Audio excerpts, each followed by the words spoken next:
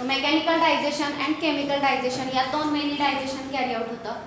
So first mouth किंवा बगल cavity मधलं डायजेशन तुम्हाला सांगितलेलं आहे. लक्षात कसं ठेवायचं आहे, दोन पार्ट करणार आहात तुम्ही, मेकॅनिकल डायजेशन आणि केमिकल डायजेशन. मेकॅनिकल डायजेशनमध्ये टंग आणि टीथ याचा इम्पॉर्टंट रोल असतो. टंग जे आहे ते फूड मटेरियल क्रश करतं, स्मॉल पार्टिकलमध्ये कन्व्हर्ट करणार आहे आणि मग त्या फूडवरती, त्या फूडला सलायवामध्ये मिक्स केलं जाणार आहे आणि सलायवामधलं वेगवेगळं कंटेंट त्या फूडवरती ॲक्ट करणार आहे. सगळ्यांच्या लक्षात आलं? मग तुम्हाला लिस्ट करायची आहे की सलायवामध्ये काय काय आहे, काय काय असतं सलायवामध्ये. सलायवामध्ये काय काय असतं हे लिस्ट लर्न करा, मग तुम्ही ॲक्शन लर्न करणार. लिस्टमध्ये काय सांगणार, फर्स्ट सलायवरी अमायलेज, येस हे फर्स्ट एन्झाईम आहे सलायवामधलं. दुसरं सांगितलं लायसोझाईम, बरोबर हे अँटीबॅक्टेरियल एन्झाईम आहे. तिसरं इलेक्ट्रोलाइट सांगितले वेगवेगळे, ते बफर म्हणून काम करतात, पीएच मेंटेन करण्याचं काम करतात. त्याच्या पुढे काय सांगितलं, झालं की सलायवरी अमायलेज झालं, लायसोझाईम झालं, इलेक्ट्रोलाइट झाले, अजून म्युकस फूड मटेरियल ल्युब्रिकेट करतात. ठीक आहे, ही जेव्हा तुम्ही लिस्ट लिहिणार, लिस्ट लिहिल्यानंतर एका एकाचा रोल तुम्हाला सांगता आला पाहिजे. First salivary amylase, question mark. Salivary अमायलेजच का म्हणायचं त्याला, फक्त अमायलेज म्हटलं तर नाही चालत का, चालू शकतं, पण दोन अमायलेज असतात. सलायवामध्ये पण अमायलेज आहे आणि पुढे पॅनक्रियाटिक ज्यूसमध्ये सुद्धा अमायलेज आहे. दोन्ही अमायलेज मधला डिस्टिंग्विश त्यांना एकमेकांपासून सेपरेट काढण्यासाठी माउथमधलं जे आहे ते सलायवरी अमायलेज आणि पॅनक्रियाटिक ज्यूसमध्ये जे आहे त्याला म्हटलं जातं पॅनक्रियाटिक अमायलेज. ठीक आहे, पॅनक्रियाटिक अमायलेज, सलायवरी अमायलेज ह्याचा रोल काय आहे, कशावरती काम करणार. हां, हे लक्षात काय काय ठेव, जे मी प्रश्न विचारते ते तुम्हाला लक्षात ठेवायचे. सलायवरी अमायलेज ऍक्ट कोणावरती करतं, पॉलिसॅकराइड. कोणता, स्टार्च. स्टार्च हा पॉलिसॅकराइड आहे, त्याच्यावरती ऍक्ट करतं. स्टार्च या पॉलिसॅकराइडचं कन्व्हर्जन कशामध्ये होतं, माल्टोज या डायसॅकराइडमध्ये होतं. पीएच लिहून दिलेला, किती पीएचला काम करतो, 6.8, न्यूट्रलच्या जवळ आहे. त्याच पीएच हा त्याचा ऑप्टिमम पीएच आहे. मॅक्झिमम ऍक्टिव्हिटी याच पीएचला दाखवली जाते. पीएच खूप ऍसिडिक व्हायला लागला, सलायवरी अमायलेजची ऍक्शन थांबते. येते लक्षात, येस. आता सध्या अमायलेज बद्दल एवढं लक्षात ठेवा. लायसोझाईम काय सांगितलं, अँटीबॅक्टेरियल आहे. सो माउथमध्ये, फूडमध्ये काही बॅक्टेरिया जर आलेले असतील तर त्यांना किल करण्याचं काम लायसोझाईम करणार आहे. तिसरं इलेक्ट्रोलाइट, रोल दिलेला नाहीये तसा स्टेट बोर्ड किंवा एनसीईआरटी मध्ये, तर त्यांचा रोल ते बफर म्हणून काम करतं. बफर हा वर्ड ऐकलेला आहे, नाही. बफर म्हणजे असं सोल्युशन असतं जे पीएच चेंज नाही होत देत एखाद्या लिक्विडचा. पीएच चेंज व्हायला लागलं की पीएच कसा चेंज होईल, H+ आयन जर ऍड होत राहिले तर तो पीएच कसा होत जाणार, ऍसिडिक. H+ कमी होत गेले तर तो बेसिक होत जाणार. सो इथं पीएच मी काय सांगितलं माउथमध्ये 6.8, तो मेंटेन करणं गरजेचं आहे. तो राहिला तर अमायलेजची ऍक्शन होईल. सो तो मेंटेन राहण्यासाठी तिथं वेगवेगळे इलेक्ट्रोलाइट्स रोल प्ले करतात. आणि म्युकस सांगितलं, म्युकसचा रोल काय असतो, फूड मटेरियल ल्युब्रिकेट करतं, त्यामुळे ते इझिली डायजेस्टिव्ह ट्रॅकमधून पुढे ढकललं जातं. समजते सगळ्यांना, येस. माउथमध्ये थोडंफार डायजेस्ट केलेलं, क्रश केलेलं फूड जे आहे ते म्युकसमुळे ते पार्टिकल एकमेकांना बाइंड होतात आणि बाइंड झाले की फूडचा बॉल तयार होतो. त्याला काय म्हणायचं, yes, it is called as bolus. सगळ्यांना हे कळलं का, ओके. कोण कोण ॲब्सेंट होतं परवा, हे शिकवताना कोण कोण ॲब्सेंट होतं, ठीक आहे. आता मी काय सांगितलं तुम्हाला समजलं, कसं लक्षात ठेवणार.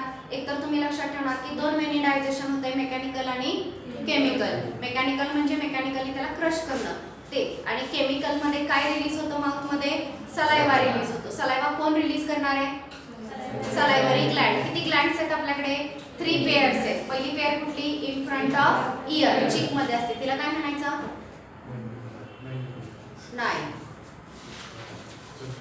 Parotid Gland. तिला काय म्हणायचं, पॅरोटिड ग्लँड. लोअर जॉ, मॅन्डिबल, आपण मॅन्डिबल मॅक्झिला कॉकरोच मध्ये शिकलाय की नाही, तसं लोअर जॉ जो आहे त्याच्या खाली एक ग्लँड असते, त्याला काय म्हटलं जातं, सब मॅन्डिब्युलर ग्लँड. आणि टंगच्या खाली एक असते, तिला म्हटलं जातं सब लिंग्वल ग्लँड. अशा किती पेअर आहेत, 3. सगळ्यांना आपली आपली डक्ट असते. सगळेजण सिक्रेशन कुठे सिक्रेट करतात, बगल कॅव्हिटी मध्ये रिलीज करतात. हे सगळ्यांना कळलंय का, येस. माउथ मधलं डायजेशन झालेलं आहे. नेक्स्ट आपण आज पाहणार आहोत डायजेशन इन स्टमक. आणि व्यवस्थित लक्ष देऊन समजून घ्या आणि नीट नोट करा, कारण इथून पुढे ज्यूस त्यातले एन्झाईमचं कंटेंट वाढत जाणार, त्यांचा रोल इन्क्रीज होणार. सो त्या दिवशीच ते कंटेंट लक्षात ठेवा. Next is digestion in stomach.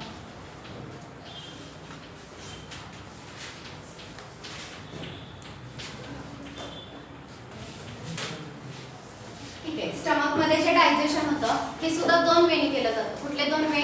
Mechanical digestion आणि केमिकल डायजेशन. सो त्याच्यामधला फर्स्ट आहे mechanical digestion.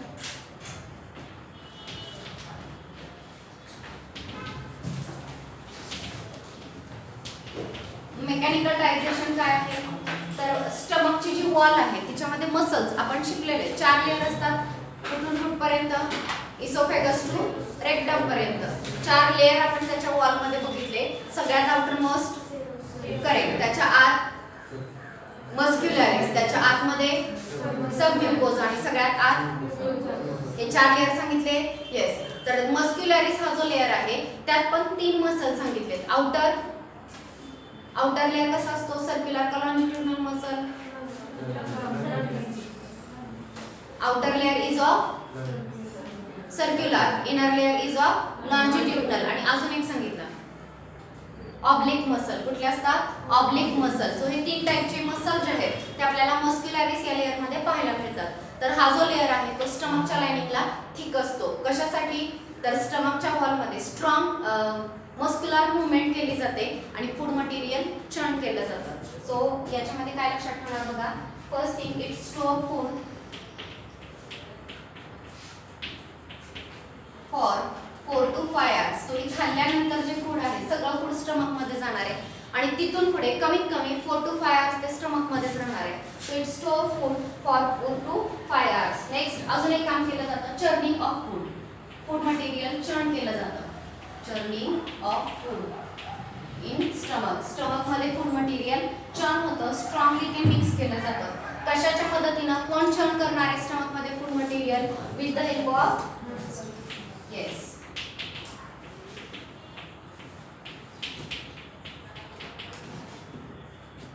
thick muscular wall.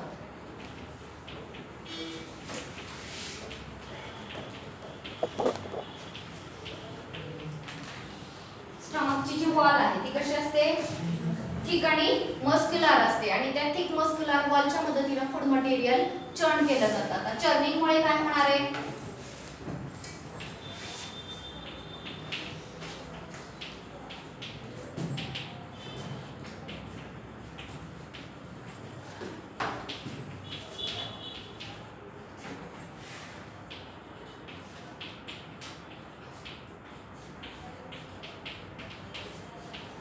चर्निंगमुळे food material काय होणार आहे? अजून स्मॉलर पार्टिकल मध्ये कन्वर्ट होणार आहे अँड इट ऑल्सो मिक्स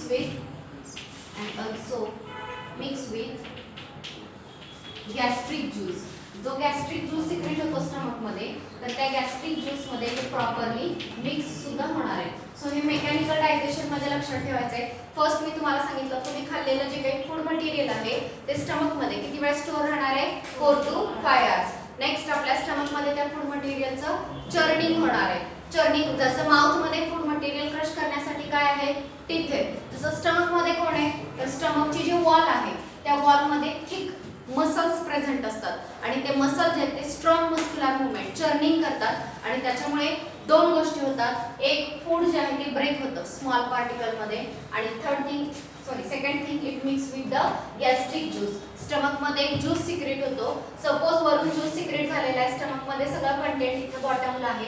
जर सिक्रेट झालेला ज्यूस या कंटेंट बरोबर मिक्सच नाही झालं तर डायजेशन पुन्हा प्रॉपर होणार नाही. सो त्यासाठी ते चर्निंग गरजेचं आहे. कुठलीही गोष्ट विनाकारण केली जात नाही. चर्निंगमुळे 2 गोष्टी झाल्या.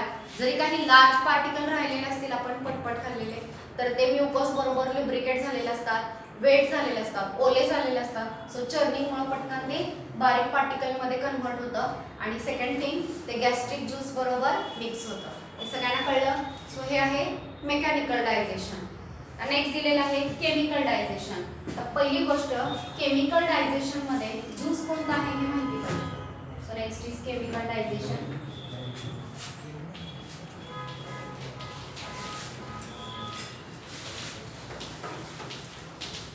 पहिली गोष्ट केमिकल डायजेशन साठी केमिकल पाहिजे, वेगवेगळे एन्झाईम पाहिजे. आता स्टमक मध्ये जे एन्झाईम आहे जे केमिकल आहे ते काय आहे? Gastric juice. ठीक आहे, मी तुम्हाला सांगितलं की स्टमक मध्ये अजिबात बोलायचं नाही, एकदम शांत बसायचंय. स्टमक मध्ये काय आहे? Gastric juice. सो स्टमक मध्ये हा गॅस्ट्रिक ज्यूस सिक्रेट कोण करणार आहे? जसं माउथ मध्ये काय सिक्रेट झाला, सलायवा. सिक्रेट कोणी केला, सलायव्हरी ग्लँडने. कुठे सलायव्हरी ग्लँड सांगितलं, चिक मध्ये, लोअर जॉच्या खाली, टंगच्या खाली, बरोबर, त्यांचे नेम सांगितले. तसं स्टमक मध्ये केमिकल डायजेशन साठी काय आहे, गॅस्ट्रिक ज्यूस. हा गॅस्ट्रिक ज्यूस सिक्रेट कोण करणार आहे, कोण करेल, गॅस्ट्रिक ग्लँड. कोण सिक्रेट करणार आहे, gastric gland. So gastric juice it is secreted by gastric Gland. मग या गॅस्ट्रिक ग्लँड कुठे असतात, येस, आपण तुम्हाला सगळे लेअर सांगितले, म्युकोजा, सबम्युकोजा, मस्क्युलॅरिस आणि सेरोसा, बरोबर. प्रत्येक लेअरचे मॉडिफिकेशन तुम्हाला लक्षात ठेवायचे. कुठल्या लेअर मध्ये कुठे कोणती ग्लँड आहे. सबम्युकोजा लेअर मध्ये कुठे ग्लँड असते, येस, स्मॉल इंटेस्टाइन, डिओडेनमच्या लाईन. कोणती ग्लँड प्रेझेंट असते, ब्रुनर्स ग्लँड. सो सबम्युकोजा लेअर मध्ये ग्लँड्स असतात इंटेस्टाइन मध्ये, आणि म्युकोजा लेअर मध्ये ग्लँड असतात स्टमकच्या लाइनिंगला. सो स्टमकच्या लाइनिंगला बघा, समजत नसेल तर, हा जर स्टमक असेल तर किती लेअर आहेत मुलांनो, सगळ्यात आतला लेअर कुठला, म्युकोजा, त्याच्या आतला लेअर सबम्युकोजा, त्यानंतर मस्क्युलॅरिस आणि त्यानंतर सेरोसा. किती लेअर सांगितले, 4. या 4 पैकी म्युकोजा हा जो लेअर आहे, या लेअर मध्ये काय प्रेझेंट आहे, ग्लँड. कोणती, gastric gland. So gastric gland it is present in mucosa layer of stomach. स्टमकच्या म्युकोजा लेअर मध्ये प्रेझेंट आहे. झाले हे तुम्हाला शिकवून सगळे लेअर, झाले की नाही सांगा. सगळ्या लेअरचे मॉडिफिकेशन सांगितलेले. पुन्हा एकदा ते मॉडिफिकेशन चेक करा. सबम्युकोजा लेअर मध्ये सुद्धा ग्लँड्स असतात, त्या कुठे असतात, कुठल्या ऑर्गन मध्ये, ते लक्षात ठेवा. प्रत्येकच ऑर्गन मध्ये म्युकोजाच्याच लाइनिंगला ग्लँड असतील असं सांगता येत नाही. हे जे सांगितलं हे नीट लक्षात ठेवा. स्टमक मध्ये म्युकोजा या लेअर मध्ये कोणती ग्लँड आहे, गॅस्ट्रिक ग्लँड. म्हणजे काय सिक्रेट करणार आहे, गॅस्ट्रिक ज्यूस. एवढं कळलं सगळ्यांना. सलायवाचं सगळ्यांना लक्षात राहतं, हे लक्षात राहत नाही. सो पुन्हा एकदा रिपीट करते. स्टमकच्याच लाइनिंगला म्युकोजा या लेअर मध्ये गॅस्ट्रिक ग्लँड्स आहेत and these gland secrete gastric juice. आता नेक्स्ट क्वेश्चन आहे, मग ह्या गॅस्ट्रिक ज्यूस मध्ये काय काय आहे. सो पहिल्यांदा आपण लिस्ट करूया की काय आहे, त्यानंतर त्याची ऍक्शन बघूया.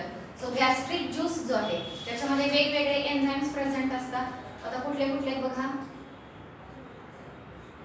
तर गॅस्ट्रिक ज्यूस सिक्रेट करणाऱ्या मुळात 3 टाइपच्या सेल आहेत. गॅस्ट्रिक ग्लँड, तर त्या 3 टाइपच्या सेल माहिती पाहिजे. पहिली आहे म्युकस सेल, सेकंड आहे peptic cell, it is also called as chief cell, and third is oxyntic or parietal cell. Parietal or it is also called as oxyntic cell. या नीटला या सेलचं नेम आणि त्यांचं सिक्रेशन याच्यावरती मॅच द फॉलोइंग साठी 2 ते 3 वेळा question repeat झालेला आहे या पॉइंट वरती. सो सगळ्यांनी नीट लक्षात ठेवायचं. नेम, गॅस्ट्रिक ग्लँड मध्ये ज्या सेल आहेत त्या सेलची मी नावं सांगितली आणि या प्रत्येक सेलचं सिक्रेशन वेगवेगळे. बघा एकदा, गॅस्ट्रिक ग्लँड मध्ये कोणकोणत्या सेल आहेत, mucus cell, peptic cell which is also called as chief cell. दोन्ही नावं लक्षात ठेवायची, नेम कोणतंही यूज केलं जातं. नेक्स्ट आहे परायटल, परायटललाच काय म्हणायचं, ऑक्झेंटिक सेल. ट्रिक तयार करा किंवा काही, पण हे नेम तुम्हाला सगळे लक्षात ठेवायचे.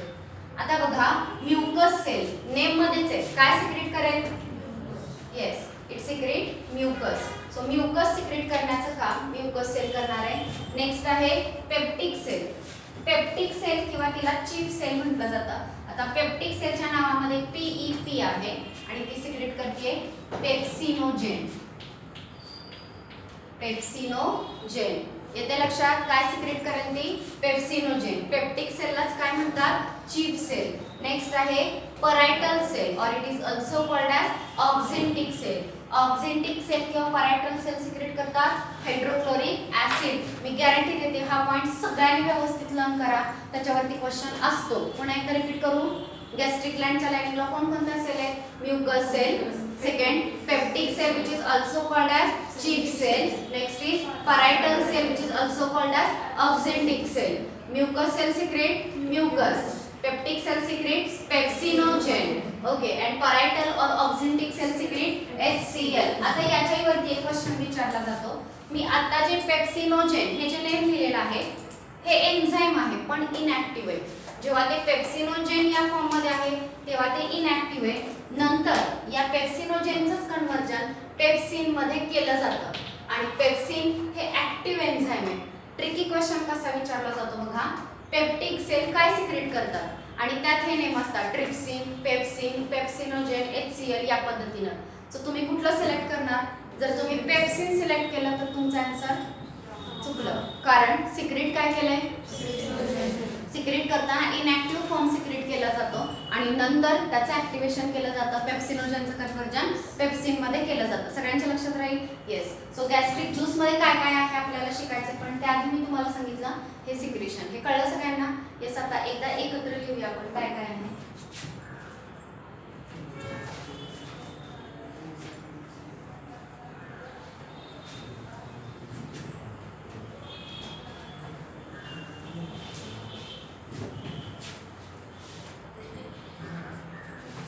बघा, gastric juice content following things. सगळ्या ह्या गोष्टी प्रेझेंट असणार आहेत गॅस्ट्रिक ज्यूस मध्ये. फर्स्ट तर म्युकस असणार आहे, सेकंड आहे पेप्सिनोजेन, थर्ड आहे हायड्रोक्लोरिक ऍसिड, त्यानंतर नेक्स्ट रेनिन हे जे एन्झाइम आहे हे इन्फंट स्टमक मध्ये रिलीज होतं, अडल्ट मध्ये नसतं. ठीक आहे, पण याच्यावरती क्वेश्चन असतो. रेनिन जे आहे ते इन्फंटच्या स्टमक मध्ये असतं, अडल्ट मध्ये नसतं. रेनिन कशासाठी? बघा, जी लहान मुलं असतात नुकतीच जन्माला आलेली, तर सुरुवातीला त्यांचे काही दिवस फक्त मिल्क वरती ते डिपेंड करतात. मिल्क हे त्यांचं डाएट असतं, मिल्क सोडून काहीही घेत नाही. ओके, मग त्या मिल्क मध्ये जे प्रोटीन आहे, केझिन नावाचं प्रोटीन असतं, तर ते डायजेस्ट करण्यासाठी रेनिन या एन्झाइमची गरज असते. अडल्ट काही कंटिन्यू मिल्क वरती डिपेंड करत नाही. ओके, त्यामुळे अडल्ट मध्ये हे एन्झाइम नाहीये, इन्फंट मध्ये आहे. याच्यावरती एक क्वेश्चन असतो. सो म्युकस सांगितलं, पेप्सिनोजेन सांगितलं, HCl आहे, रेनिन आहे आणि स्मॉल अमाउंट ऑफ लायपेज सुद्धा याच्यामध्ये सिक्रेट होतं. HCl, लायपेज. आणि इथे एक गोष्ट सांगायची राहिलेली, HCl सोबतच इंट्रिन्सिक फॅक्टर सुद्धा रिलीज होतात. इंट्रिन्सिक फॅक्टर कशाला की तुम्हाला कळेल. HCl अँड इंट्रिन्सिक फॅक्टर दोन्ही गोष्टी सिक्रेट होतात. Here intrinsic factor.